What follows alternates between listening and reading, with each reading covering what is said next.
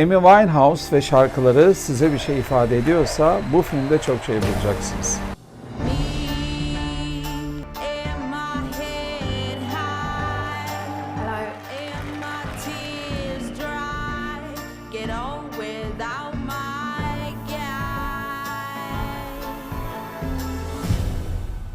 Önce bir hatırlatma.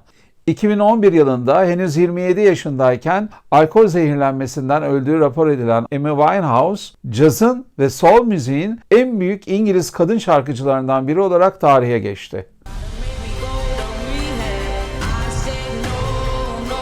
The album's number one around the world. The highest charting album from a British female artist in the US ever. Yönetmen Asif Kapadia 2015 yılında Emmy belgeselini çekti ve bu film en iyi belgesel dalında Oscar kazandı. O filmde Emmy'nin tüm hayatı belgelerle gözler önüne serilmişti. Aynı zamanda bana göre bir belgesel filmin nasıl olması gerektiğine dair bir ders niteliğindeydi. Belgesel filmde Emmy'nin özellikle babasıyla olan problemleri gün yüzüne çıkıyordu.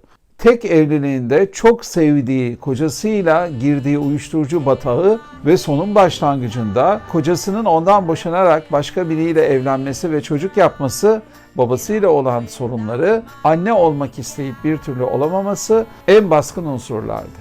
Karşımızdaki kurmaca filmde Emmy'nin babasıyla olan ağır problemleri neredeyse hiç yok ve kocasının onu giderek çöküşe götürmesi de oldukça yüzeysel anlatılmış. Belgeselden temeldeki farkları bunlar. Ama tabii kurmaca filmde Emmy'nin ruhu ne kadar yansıtılmış buna bakmak gerekiyor.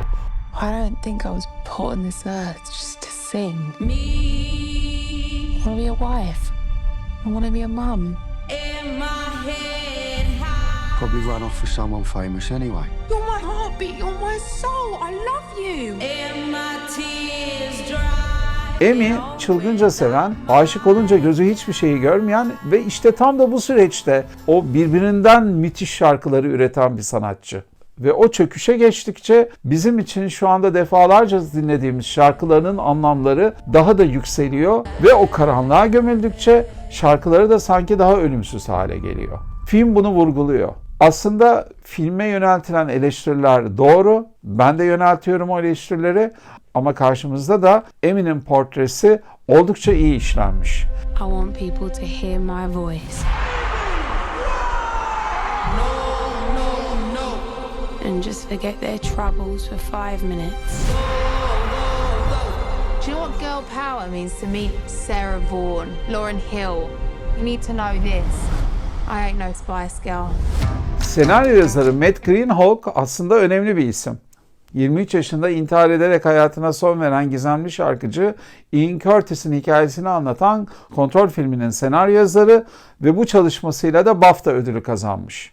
Back to Black'te Amy Winehouse'un bütün önemli şarkıları yer alıyor. Bütün bunların izninin alınmış olmasından hareketle de ailenin film üzerindeki onayını kabul etmemiz gerekiyor. Dolayısıyla Matt Greenhalgh'un da usta bir senaryo yazarı olarak ailenin bakış açısını yansıttığını düşünüyorum. Tabii yönetmen Sam Taylor Johnson'ın elinde çok büyük bir koz var. Mucizevi bir oyuncu var karşımızda. Marisa Abela. Daha önce başka filmlerde seyretmiştik ama işin doğrusu hiç dikkatimizi çekmemişti. Burada öyle bir Amy Winehouse olmuş ki neredeyse zaman tünelinde geriye gidiyorsunuz ve belgeseli seyrettiğimiz için neredeyse o bölümlerin birebir canlandığını görüyoruz. Fiziksel ve ses performansı ama her şeyden de önemlisi Amy Winehouse'un kalbini ve ruhunu yansıtması beni çok etkiledi. Well, sometimes I go out by myself and I look across the water. Tabii etrafında da son derece usta oyuncular var. Kocasını canlandıran Blake rolünde Jack O'Connell, babası Mitch'te Eddie Marsan, Emmy'nin hayatında çok önemli bir rolü olan ninesi rolünde Leslie Manville. Ki Emmy'nin eski tarz görünümünde ninesi Cynthia'nın dokunuşları var. Mesela arı kovanı saç stilinde. 2008 yılındaki 50. Grammy ödül töreninde tam 5 ödül birden kazanan ilk ve tek İngiliz kadın şarkıcı olan Amy Winehouse'un şarkılarına doyacağınız bir film. Bunu rahatlıkla söyleyebilirim. Ve filmdeki şarkıların ezici çoğunluğunu bizzat söyleyen Marisa Abela'nın Amy Winehouse'u layıkıyla yansıtabilmek için çok müthiş bir ön çalışma yaptığını düşünüyorum. Amy Winehouse hayranıysanız bence hem belgeselini hem bu kurmaca filmini seyredin derim.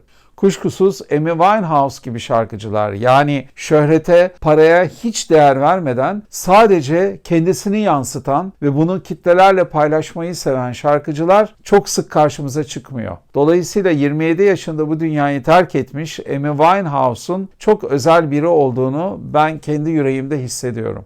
Bu filmi öneriyorum ve iyi seyirler diliyorum.